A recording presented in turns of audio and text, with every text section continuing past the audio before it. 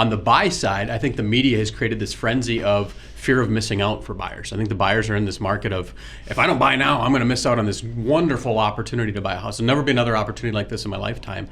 And that's created that frenzy of driving prices up and getting into bidding wars and waiving inspections and doing all these different things that I'm not necessarily an advocate of. So yeah, I totally agree with what you're saying. And just to kind of go down that path a little bit further as far as what you're seeing in buyers, I think the way the buyers are driving prices up, the way the buyers are waiving home inspections, some of the bad decisions buyers are making is going to come back to haunt them. What's your viewpoint right now on the buy side of things? Well, those are all great points. I think the biggest, scariest one for me isn't so much that they are perhaps overpaying for the inventory that does exist.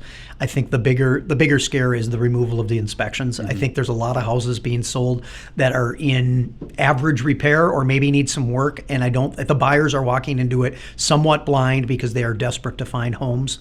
And I appreciate now the government's talking about 3 or 4 adjustments to the interest rates. If that happens, I think that puts additional stress on these buyers. So they're going to continue acting this way until either there's more inventory or until there's enough stories out there of hardship that occur from making bad judgments, because there are a lot of people doing bad, I don't know if they're bad things, but they're certainly reckless. So I think, you may disagree with me, but I think, number one, everything you said is 100% accurate. Number two, I think the agent is helping influence those reckless decisions. I think we've got too many agents right now and not enough real estate transactions to be had. They're hungry for a commission check, and they're kind of pushing their buyers to do things that they maybe shouldn't do in this market.